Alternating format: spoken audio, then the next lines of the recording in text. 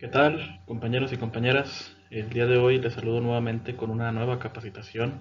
El tema que vamos a tratar el día de hoy será seguridad en maquinaria pesada y estará basado en la norma oficial número 4 de la Secretaría del Trabajo y Previsión Social del año 1999 y también en la OSHA de 1910.178 que hace referencia a camiones industriales este, potencializados.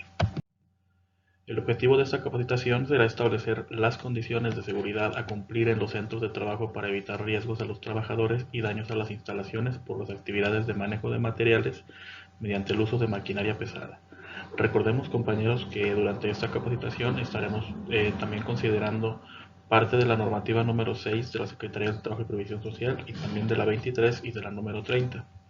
El campo de aplicación de esta norma y de esta capacitación regirá en todo el territorio nacional y aplicará a todos los centros de trabajo que por naturaleza en sus procesos empleen maquinaria y equipo pesado. Para arrancar con la capacitación vamos a ver las obligaciones del patrón. Dice aquí se mostrará la autoridad laboral cuando sí se ha solicitado los documentos que la presente norma le obliguen a elaborar. Elaborará un estudio para analizar el riesgo potencial generado por la maquinaria y el equipo en el que se debe hacer un inventario de todos los factores y condiciones peligros que afecten a la salud del trabajador. En la elaboración de este estudio de riesgo potencial se deberán analizar las partes en movimiento, generación de calor y electricidad estática de la maquinaria y equipo, las superficies cortantes, proyección y calentamiento de la materia prima, subproducto y producto terminado, el manejo y condiciones de la herramienta, y para todo tipo de riesgo que se haya detectado se deberá determinar el tipo de daño que se generaría, la gravedad del daño y la probabilidad de ocurrencia.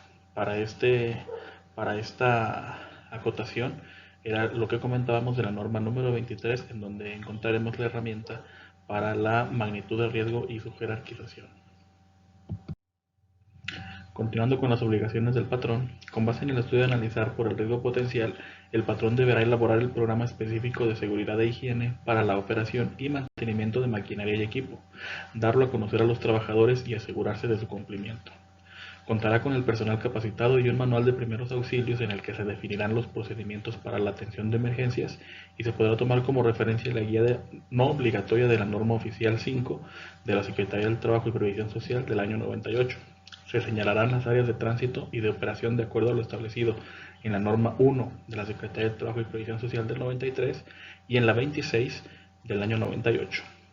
Se dotará a los trabajadores de equipo de protección personal de acuerdo a lo establecido en la norma 17 y se capacitará a los trabajadores para la operación segura de la maquinaria y equipo, así como también las herramientas que utilicen para desarrollar su actividad. Recordemos entonces, compañeros, que esta normativa está principalmente basada en las normas 5, 1, 26, 17, 23, 30 y número 4 de la Secretaría del Trabajo y Previsión Social.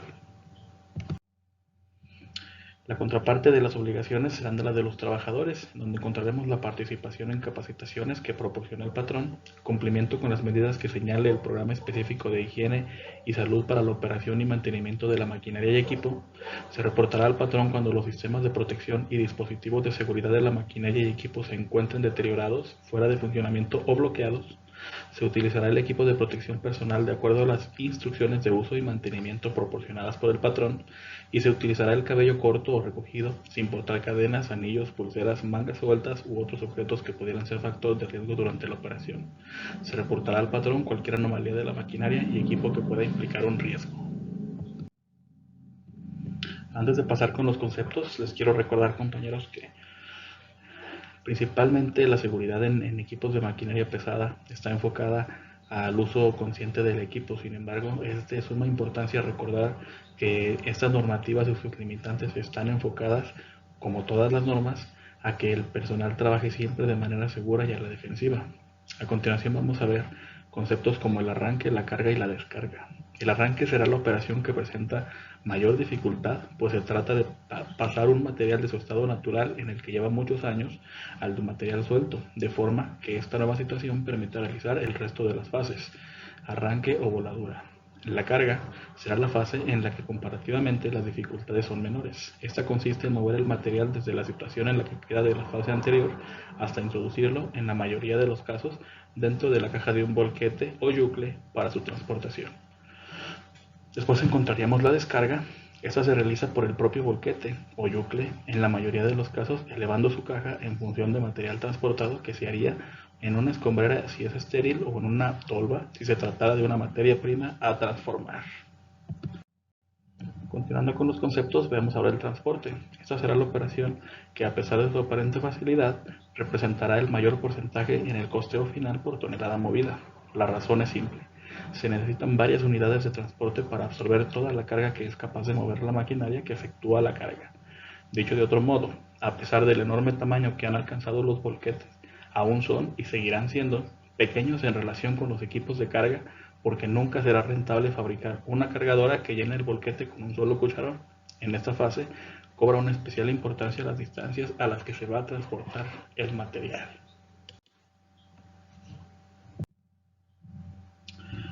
Vamos a ver ahora los tipos de maquinaria pesada, iniciando por el volquete de bastidor rígido. Este está diseñado para el transporte de todo tipo de material que se ha producido en las exploraciones mineras y se caracteriza por la robustez de sus componentes, sobre todo en el bastidor y la caja, diseñados para resistir impactos de rocas de un tamaño considerable. Su tracción, que se desarrolla únicamente por el eje posterior, siendo el eje delantero solamente direccional. Su velocidad, que puede alcanzar normalmente hasta los 70 km por hora. Continuando con los tipos de maquinaria pesada, encontraremos también la excavadora hidráulica, ya sea bajo la forma de excavadora de carga frontal o con equipos de retroexcavación o retroexcavadora. Podría realizar el arranque y la carga simultáneamente en la mayoría de los materiales que se arrancan con tractor.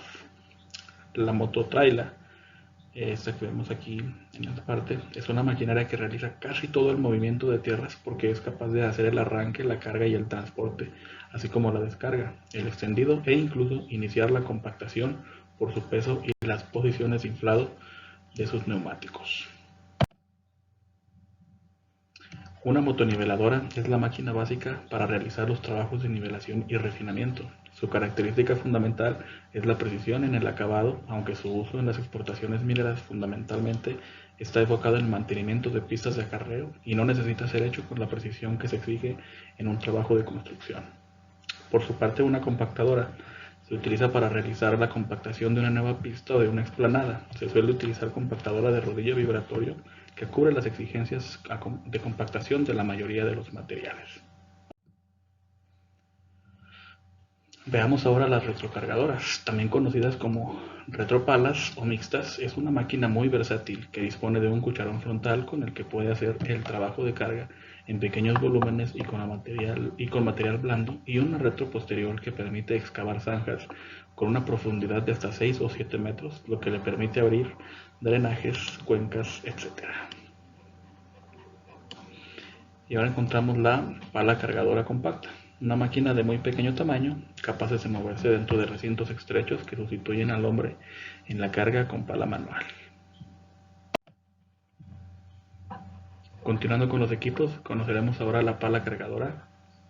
Esta es una maquinaria autopropulsada sobre ruedas o cadenas, con un equipo de trabajo montado en la parte frontal, cuya función principal son las operaciones de carga y utilización de cuchara, con la que la carga o excava mediante el movimiento de la maquinaria hacia adelante. Y una excavadora hidráulica o de cadena será una máquina autopropulsada sobre cadenas con una estructura superior, capaz normalmente de efectuar un giro de 360 grados, cuya principal función es la de excavar mediante una cuchara sin que la estructura portante se desplace durante un ciclo de trabajo de la máquina.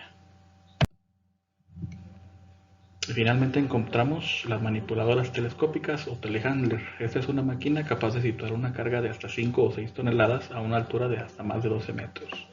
Se puede montar un importante número de equipos que le permiten multiplicar sus aplicaciones hasta ellos. Hay disponible una cesta para elevar 2 personas, a lo que permite alcanzar lugares elevados en cintas transportadoras para sustituir rodillos o reductores averiados, cambiar bombillas, limpieza de cristales, etc., dándose la circunstancia que el operario que vaya a ella es quien maneja todos sus movimientos.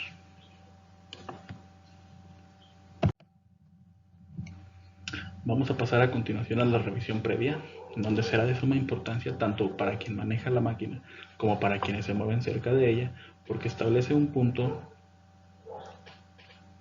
de partida en la seguridad al comprobar que está en condiciones para trabajar, al menos en lo que puede verse de manera externa. De entrada, dar vuelta a los alrededores de la máquina antes de acceder a la cabina nos asegura que no haya nadie en sus alrededores y que pueda resultar dañado en el momento en que se inicie la marcha. Esta revisión previa nos asegurará además que se cuenta con suficiente aceite, agua y combustible para trabajar al menos unas pocas horas. Será de particular importancia realizarlo cuando la máquina acaba de pasar por un mantenimiento, en presión de posibles fallos humanos que hagan que los niveles no sean los correctos o que los tapones no hayan sido convenientemente apretados. Pasemos a continuación al control al acceso de la cabina de la máquina. Sucede que muchos accidentes quizás no son excesivamente graves y se producen al subir o bajar de las máquinas. Esta operación debe de hacerse siempre con las siguientes condiciones. Dando la cara a la máquina, esto será habitual cuando se sube a ella, pero no siempre se tiene en cuenta al bajar de la unidad. Muchas veces se hace de espaldas a ella o lo que es aún peor, saltando. Siempre con 3 puntos de apoyo que puedan ser las 2 manos y un pie o 2 pies y una mano. Utilizando todos los peldaños que nos ofrece la máquina. Para evitar posturas forzadas que puedan dar lugar a esguinces, torceduras, etc., en las excavadoras hidráulicas suele ser necesario andar por el rodaje, sobre todo si alguno de los peldaños está estropeado, y esto supone un riesgo de resbalón que pueda acarrear la caída del operador al mismo o distinto nivel. Hablemos ahora sobre el traslado al punto de trabajo. Una vez que la maquinaria está con el motor en marcha, hay que conducirla al lugar de trabajo, para lo cual no podemos olvidar lo siguiente. Al principio de la jornada, la máquina aún está fría y se debe conducir con precaución para favorecer su rápido calentamiento. Durante el traslado se deben de seguir las normas de tráfico establecidas por la dirección para todas las unidades que trabajan en la explotación. Las personas que pertenecen a alguna subcontrata están obligados igualmente a cumplir con las normas. Norma básica para la carga. El ataque al acopio de material hay que hacerlo siempre con 2 bastidores alineados. Con ello se consigue el máximo aprovechamiento de la tracción de la pala, y los esfuerzos que ésta debe resistir se reparten entre sus componentes de una manera equilibrada. Se debe de cargar utilizando todo el ancho del cucharón, que es como los brazos de elevación aguantan mejor las tensiones que se producen durante la carga. Cuando la carga presenta dificultades, se tiende a trabajar solo con las esquinas con el fin de concentrar el esfuerzo en un espacio más corto y conseguir el desprendimiento de las piedras que aún están encajadas. Esta práctica provoca, cuando menos, desgastes excesivos en las máquinas en las esquinas del cucharón, pero incluso puede llegar a romperlo o abriendo las soldaduras. Aunque no se cargue al extremo, esta forma de cargar somete al mecanismo de carga a torsiones importantes que por no estar equilibradas puede provocar fisuras en los brazos o peor aún, cuando el cucharón encajado se acciona de la dirección a derecha e izquierda para sacar alguna piedra de su sitio y poder cargarla. Veamos ahora, compañeros y compañeras, el llenado del cucharón. Es un punto muy importante ya que es lógico pensar que cuanto más lleno está, mejor es el rendimiento de la pala, pero esto no siempre es así. En efecto, al principio el cucharón está vacío y el material entra con facilidad, pero conforme se va llenando, la resistencia que opone el movimiento dentro de él va creciendo, sobre todo si se trata de cargar roca volada.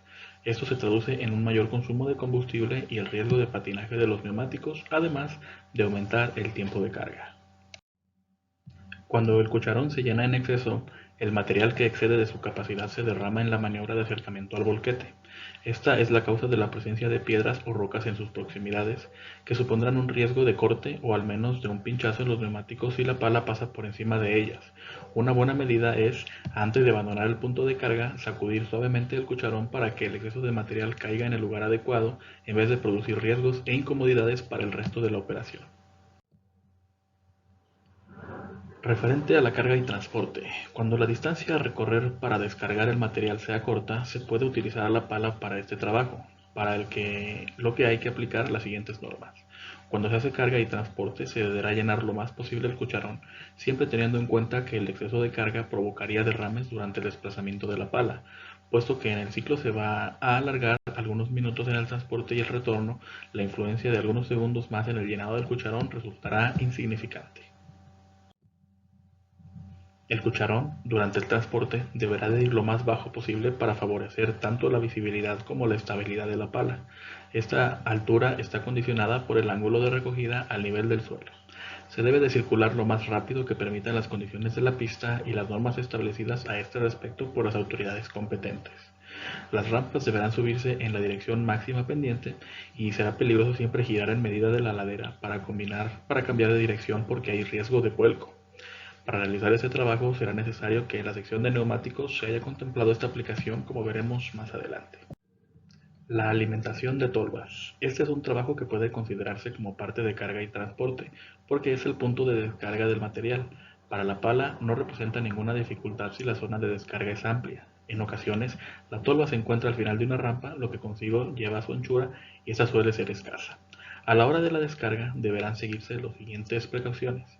No elevar el cucharón a una altura mayor de lo necesario y para ello, si la pala dispone de un limitador ajustable de elevación, se facilita la descarga ajustando la altura a lo exigido por la tolva. El cucharón se debe elevar cuando la pala esté lo más cerca posible de la tolva. Se debe de frenar suavemente porque una frenada brusca con el cucharón a media altura puede hacer que la pala despegue del suelo sus ruedas traseras. Pasos para la revisión de una máquina antes de su puesta en marcha. Paso número 1. Observación por debajo de la máquina. Su objetivo es descubrir si hay fugas de agua, aceite o combustible, así como la existencia de grietas o fisuras, holguras importantes o tornillos flojos. Para poder llevarla a cabo se necesita que la maquinaria esté aparcada sobre una superficie seca que permita su fácil identificación. Los riesgos asociados a la observación por debajo de la máquina serán riesgo de impacto contra alguna parte metálica de la unidad y riesgo de impacto contra alguna otra maquinaria situada en sus inmediaciones. Para prevenir esto, utilizamos casco y estacionamos las unidades dejando espacio suficiente entre ellas como para que se pueda andar sin riesgo. Paso número 2. Comprobación de los neumáticos o tren de rodaje.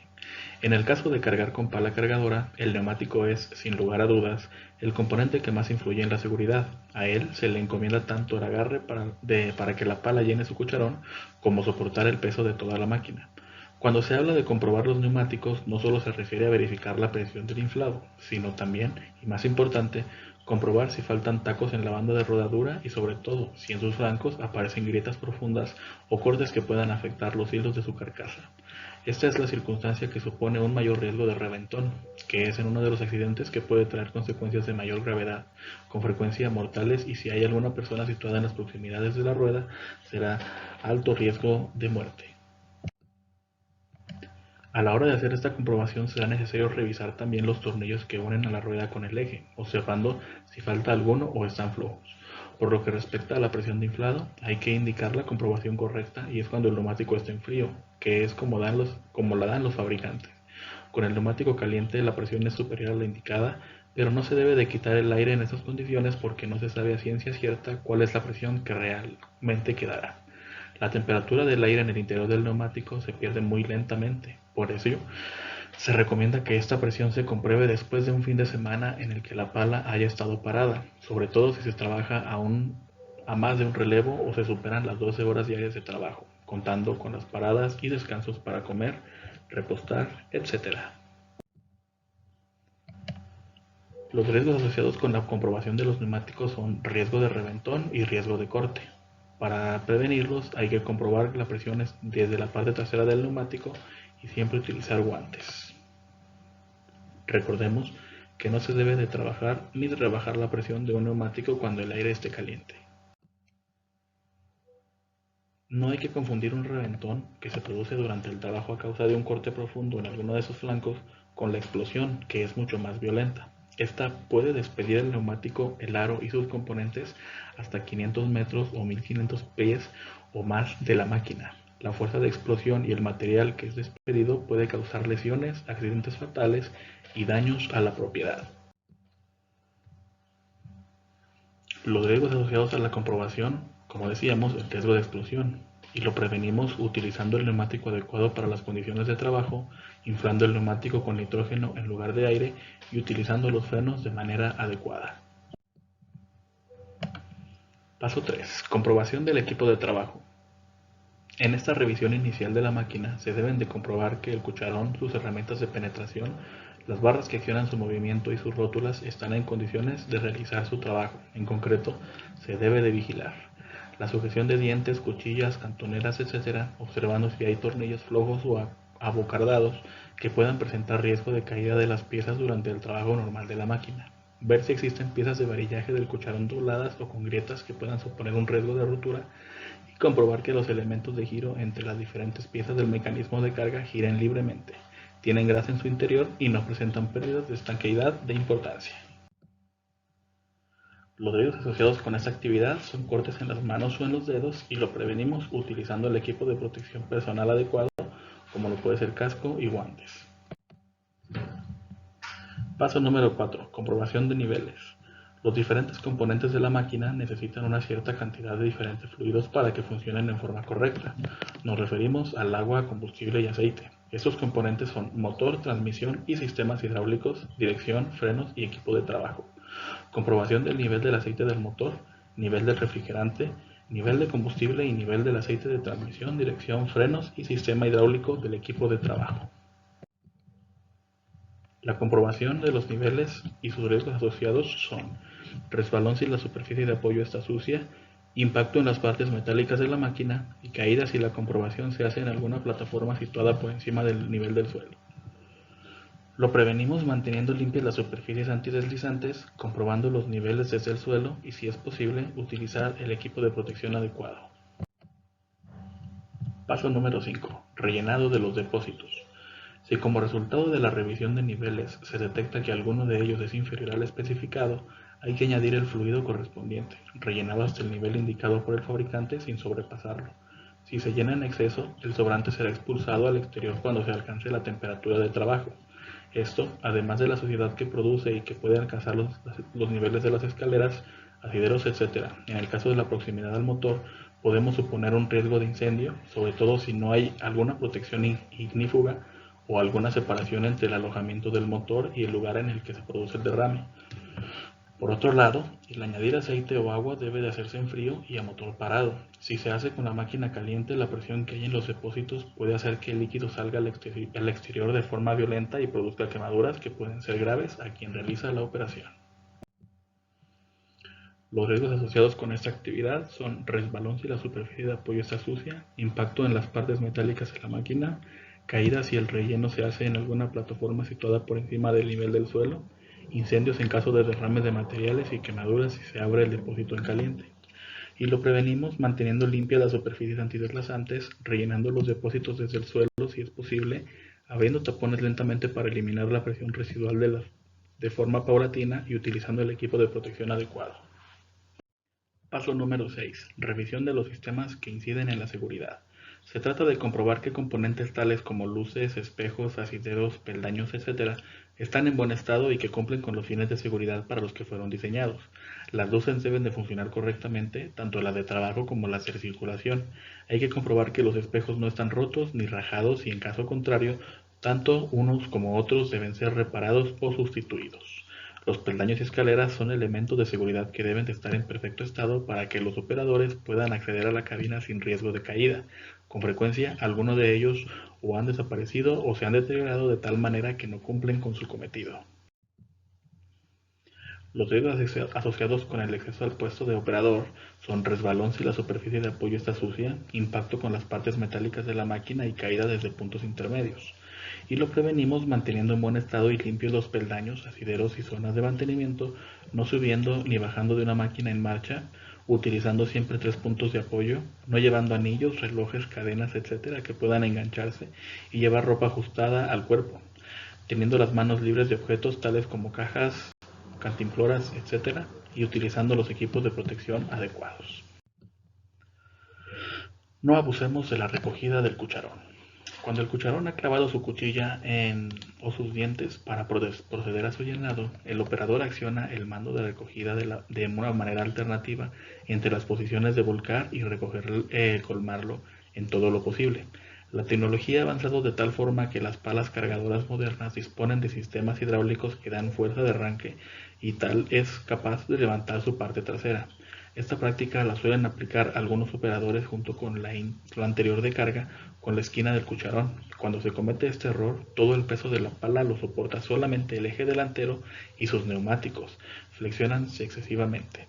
Basta en este pequeño momento un pequeño patinazo del neumático para que se produzca el reventón por corte con las rocas, ya que esta técnica se utiliza cuando el material es difícil de cargar porque la voladura ha producido bloques o piedras que quedan encajados entre ellos. Los riesgos presentes en la carga de material con pala: vuelco lateral por reventón de neumático, proyección de partículas. Y lo prevenimos no abusando de la fuerza de la recogida y evitando la presencia de personas en zona de cargas. En las explotaciones suele haber personas que por uno u otro motivo están cerca de la pala mientras se trabaja, lo cual supone un riesgo para ellas. Hay que impedir que ni el operador del volquete ni cualquier otra persona puedan estar fuera de sus vehículos mientras la pala está cargando. Evitemos el patinaje de los neumáticos. Los neumáticos, además de ser el componente de la pala que más influye en sus costes horarios, es el que presenta un mayor riesgo desde el punto de vista de la seguridad, porque sus accidentes son de consecuencias muy graves. El patinaje del neumático se produce porque la rueda le llega aún más fuerza de la que el agarre entre goma y el suelo son capaces de soportar. El momento en el que se produce es, salvo excepciones, cuando se quiere llenar el cucharón y se abusa de la fuerza de empuje de la pala. En vez de utilizar la ayuda de los hidráulicos, si en un material con piedras de bordes cortantes se hace patinar el neumático, existe riesgo de cortes laterales que cuando son profundos pueden dar lugar a que se reviente. Los riesgos asociados con esta actividad son vuelco lateral por reventón de neumático y proyección de partículas, y los prevenimos evitando que el neumático patine y evitando la presencia de personas cerca del punto en que se encuentra el cucharón. La posición del volquete. Para facilitar la operación de carga, debe situarse el volquete con un sesgo de respecto al frente de carga con un ángulo de entre 35 y 45 grados aproximadamente. La posición de la cabina del volquete debe estar en la dirección indicada en la figura, pero lo más alejado que sea posible del punto de carga. En todo caso, el operador de la pala debe maniobrar de forma de carga que no pase por encima de la cabina, sobre todo si el volquete que se carga no dispone de protección FOPS. Las ruedas traseras del volquete no deben de pisar el material que se va a cargar, sobre todo si se trata de roca volada. Los riesgos asociados con la posición del volquete son el reventón de alguno de los neumáticos traseros y la manera en la que prevenimos es teniendo siempre libre de piedras la zona del volquete, no cargando justo detrás del volquete y evitando que las ruedas posteriores del volquete pisen las rocas sueltas. Volviendo a la carga del volquete, los riesgos en la carga sobre el volquete no afectarán solamente a los operadores de estas dos máquinas, sino también a aquellas personas que de forma continua o esporádica se muevan en sus proximidades. En ocasiones se utiliza el tiempo que tarda en cargarse el volquete para dar algunas instrucciones a su conductor. Si bien en muchos casos de esto se hace vía radio, todavía es frecuente ver a un encargado hablar con el conductor desde el suelo, mientras la pala continúa cargando. El riesgo asociado principal sobre esta actividad es el impacto sobre las diferentes partes del cuerpo, y lo prevenimos evitando la presencia de personas en las proximidades del volquete. El operador del volquete debe de estar en la cabina o en otro lugar seguro. No se deberá hablar con el operador del volquete mientras la pala está cargando. Si hay que dar alguna instrucción, se deberá hacer que baje de la cabina antes de empezar a cargarlo, alejarse de la zona de peligro y no volver al volquete hasta que se haya terminado de cargar. Y finalmente cargar el volquete por su lado izquierdo. Estacionando la máquina. Cuando el operador va a abandonar la máquina momentáneamente o por un tiempo prolongado, debe realizarse una serie de pasos cuyo objetivo es que ésta no se ponga en movimiento inesperadamente, pudiendo provocar un accidente que siempre tiene graves consecuencias y con frecuencia mortales. Es conveniente detener la máquina mientras se avanza para evitar el riesgo de atropello, que es más frecuente cuando la máquina retrocede. Si por cualquier motivo es indispensable conectar la marcha hacia atrás, es conveniente avisar con varios toques de claxon a unas sabiendas que la máquina dispone de un avisador acústico y óptico cuando hay marcha atrás. El proceso de estacionamiento de una pala. Detener la pala en un terreno lo más llano posible. Bajar el cucharón apoyándolo en el suelo totalmente plano para evitar que los dientes o la cuchilla queden levantados, lo que supone un riesgo de impacto en los tobillos y piernas de las personas que se mueven en sus proximidades. bloquear los controles del cucharón si la pala dispone de esta posibilidad, situar el mando de la transmisión en punto muerto y accionar su bloqueo, conectar el freno de estacionamiento y si la parada es de corta duración se puede dejar el motor funcionando a bajo régimen. Si la parada va a ser prolongada, debe dejar el motor a bajo régimen durante 30 o 45 segundos y pararlo sin acelerarlo. Conviene retirar la llave de arranque y desconectar la máquina de la batería quitando la llave para evitar que la máquina pueda ser utilizada por alguien no autorizado. Además de las normas dadas por la pala, conviene que el equipo de la retro esté apoyado en el suelo de forma que indique el fabricante para que la futura comprobación de niveles pueda hacerse correctamente. Suele ser con el balancín y el cucharón completamente cerrados y la pluma bajada hasta apoyar el cucharón en el suelo, accionando el neutralizador del sistema hidráulico para evitar movimientos inesperados de la máquina al arrancar el motor. Deberá seguirse el mismo procedimiento que parar la máquina en la subida, es decir, cerrando las puertas y ventanillas para evitar entrada de polvo, insectos, etc., dar la cara a la máquina, llevar las manos libres de cosas que puedan difundir el agarre o las barandillas o asideros, utilizar siempre 3 puntos de apoyo, utilizar los peldaños y escaleras previstas para ello y nunca saltar. Referente a los ángulos ciegos de una pala cargadora. Aún estando situada en la cabina en una posición elevada y disponiendo especialmente en los modelos modernos de amplias superficies acristalizadas, hay zonas en las que el operador no ve y que pueden ocultar una persona, sobre todo agachada, de su campo de visión. La incorporación de espejos retrovisores panorámicos, el diseño redondeado de bajo perfil de las carcasas de la pala, etc., han reducido al mínimo estas zonas de baja visibilidad. En los modelos más grandes y recientes se están incorporando ojos electrónicos mediante pequeñas cámaras de video dotadas de grandes angulares que transmiten a una pantalla situada en la cabina de la pala una visión de su parte posterior. Si añadimos las alarmas ópticas y acústicas de marcha atrás, podemos decir que sin duda el riesgo de atropello por movimiento en retroceso está protegido. Sin embargo, se siguen produciendo, sobre todo después de una parada o cuando se empieza la segunda mitad de la jornada, este tipo de accidentes.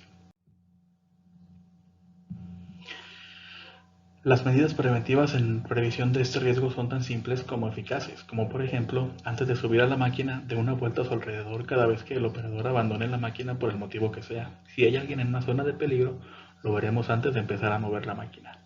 Una vez en la cabina, además del aviso que proporciona la alarma acústica de retroceso, haremos sonar la bocina antes de iniciar la maniobra. Y finalmente retrocedemos lentamente hasta comprobar que estamos en una zona libre de obstáculos y que no hay nadie dentro del radio de acción de la pala. Referente al transporte de personas. Con frecuencia se ve, tanto en las obras de construcción como en las explotaciones mineras, cómo se utilizan las palas cargadoras para transportar personas, ya sea dentro de la cabina o sobre los guardabarros, el cucharón o en las plataformas posteriores a la cabina. Cuando mayor es el tamaño de la pala, estas plataformas son más amplias y al estar protegidas por barandillas y quitamiedos, presentan una falsa seguridad cuando se utilizan para que una o más personas se suban en ellas y estén apoyadas en estas barandillas, sean transportadas de un punto a otro de la explotación. Hay que tener en cuenta que la pala no es una máquina para transportar personas, es algo que simplemente está prohibido por ley. En la cabina no puede ir más de una persona porque no hay más que un asiento y un cinturón de seguridad. Actualmente, en modelos grandes, algunos fabricantes están incorporando un segundo asiento para el acompañante o para el instructor que vaya a adiestrar al operador en su manejo. Obviamente, llevará también su cinturón de seguridad y será el único caso en el que puede ir más de una persona en la cabina de la pala. Prohibición de fumar. Mientras se trabaja en el mantenimiento de una máquina, está prohibido fumar por la gran cantidad de riesgos que conlleva esta costumbre, como pueden ser incendio, explosión o algunos otros. Incluso, igual que sucede con el repostaje de un vehículo en las estaciones de servicio, está prohibido llevar el teléfono móvil encendido. De una forma especial, esta prohibición debe de llevarse a rajatabla en los siguientes casos. Cuando se trabaja con el aire acondicionado, si se ha vaciado este circuito o se está rellenando, el gas que se utiliza es altamente inflamable y puede arder de forma inesperada por medio de cualquier chispa que se produzca. Y en el mantenimiento de las baterías. El líquido de las baterías es una mezcla de ácido y agua que cuando se calienta o se manipula emite gases que además de ser inflamables son venenosos. Por esta razón no se debe de verificar el nivel del electrolito acercando una llama por falta de luz. Al ser un ácido diluido, si entra en contacto con la piel puede provocar graves quemaduras y sobre todo en ojos y boca. La cabina ROS o POS, si no se dispone de ella, por al menos debe existir alguna estructura que proteja al operador en caso de vuelco. En caso contrario, la máquina no deberá trabajar en aquellos puntos que existe este riesgo. Freno de emergencia. Para ser utilizado en el caso de que fallen los circuitos de frenado normal, y este freno puede ser accionado manualmente o conectarse de manera automática si el operador no lo hace cuando es necesario. Dirección de emergencia. Esta entra en funcionamiento de forma manual o automática en caso de fallo de la dirección principal. Su objetivo es dirigir la máquina alejándola de las zonas peligrosas, pero no continuar trabajando. Es necesario para la pala cargadora cuya velocidad sea igual o superior a 20 km por hora. Existen modelos antiguos cuyos fabricantes han previsto su posterior instalación, reservando un lugar para la ubicación de este sistema. El equipamiento de la maquinaria pesada. Accionamiento mecánico de frenos de estacionamiento. Este freno debe de ser capaz de inmovilizar la pala cargadora por medios mecánicos impidiendo movimientos inesperados que podrían producirse por la pérdida de presión del fluido de accionamiento, aire o aceite, en el caso cual fuera esta forma de accionarse. Luces y espejos de seguridad. Su finalidad es iluminar la zona por la que se va a desplazar la pala cargadora y proporcionar la visión más amplia posible de sus zonas periféricas. En concreto, para las palas cargadoras es necesaria la instalación de espejos que proporcionen visión al operador de las zonas de la articulación de un chasis. Arranque neutro. Dispositivo que impide la puesta en marcha del motor si la palanca de cambios no está en punto muerto. Cinturón de seguridad. Debe proteger al operador, especialmente en caso de vuelco, en combinación con la cabina. Alarma acústica de marcha atrás. Debe sonar de forma intermitente cuando sea seleccionada la velocidad de retroceso y dejar de hacerlo al volver a la palanca neutro. Acceso a la cabina. Deberá tener las escaleras, peldaños, asideros y superficies antideslizantes superficies para cualquier persona que pueda llegar a la cabina sin que tenga que adoptar posturas extrañas que le obliguen a subir sin tener continuamente 3 puntos de apoyo. Bloqueo mecánico del equipo de trabajo. En aquellas unidades donde sea necesario realizar ciertas operaciones de mantenimiento con el equipo de trabajo elevado, se deberá instalar un dispositivo mecánico que permita su bloqueo cuando está en posición elevada. Bloqueo de los mandos del equipo de trabajo. Deberá tener un dispositivo normalmente de tipo mecánico que permita el bloqueo de los órganos de accionamiento de un sistema hidráulico del equipo de trabajo. Válvula anticaída. Cuando la aplicación a la que se destine la máquina sea la de la elevación de cargas, deberán instalarse estos dispositivos de seguridad. Indicadores de carga máxima admisible en puntos de remolcado. En algunas unidades antiguas en cuyo manual de instrucciones no figuran estos datos, deberán marcarse los esfuerzos máximos de tracción que soporten los ganchos de tiro. Señalización de seguridad, por ejemplo, las de la salida de emergencia si se deben de realizar a través de alguna ventana. El equipo de protección personal. En el campo de la seguridad existen también sistemas de protección individual que no eliminan los riesgos pero que impiden o reducen las consecuencias sobre el trabajador. Estos medios deben utilizarse cuando los riesgos no pueden evitarse o reducirse mediante otras actuaciones preventivas. Por otro lado, es preciso asegurar que los trabajadores reciban información adecuada, la comprenden y son adiestrados convenientemente, si fuese necesario, en el manejo de los equipos de protección personal. Estos pueden clasificarse en función de la parte del cuerpo que protegen. Así, entre otros, existen medios de protección de cabeza, el casco, ojos, gafas de seguridad, oídos, tapones y cascos, manos, guantes, para los pies hay botas, el tronco, abdomen, mandiles y todo el cuerpo, trajes especiales, cinturones y arneses. Cuando los equipos de arranque y carga se desplacen por las pistas o por los accesos, sus operadores deben recordar que, como cualquier vehículo que circula por la explotación, están sometidos a las regulaciones de tráfico que se corren en la DISH correspondiente, por lo que están obligados a respetar los límites de velocidad establecidos por todo vehículo que transite por las pistas, cumplir las normas establecidas en todo lo que se refiere a preferencias de paso, sentido de circulación, etc. Y se debe de permanecer alejado de los bordes de las pistas, sobre todo lo que está junto al talud exterior, para evitar que se desplome de manera inesperada de material o el pisar por una zona que se da bajo la carga provoque en esos máquinas un movimiento lateral que es la causa de la mayoría de estos accidentes.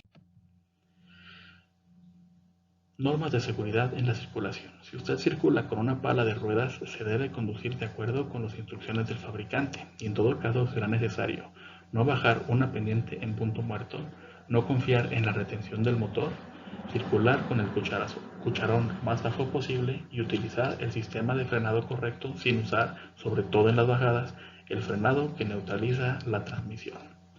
Y compañeros, de esta forma llegamos al final de este repaso de la norma número 4 de la Secretaría del Trabajo y Previsión Social para equipos de maquinaria pesada, recordando que está sujeto también a la norma número 6, norma número 23, norma 30, 17 y a la OSHA de 1998, que nos recuerdan los equipos de maquinaria pesada que se pudiesen utilizar en excavaciones, en voladuras, etc.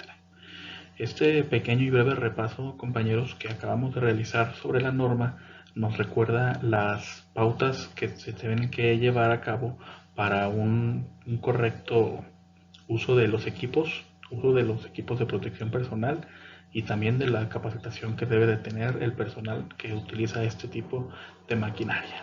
Agradecemos su atención y nos ponemos nuevamente a sus órdenes para cualquier aclaración que tengan al respecto de este tema tan interesante y tan extenso que la Secretaría del Trabajo y Previsión Social, en conjunto con las diferentes normativas internacionales, trae para nosotros. Que tengan un excelente día y seguimos a sus órdenes en Abrevan Instructores.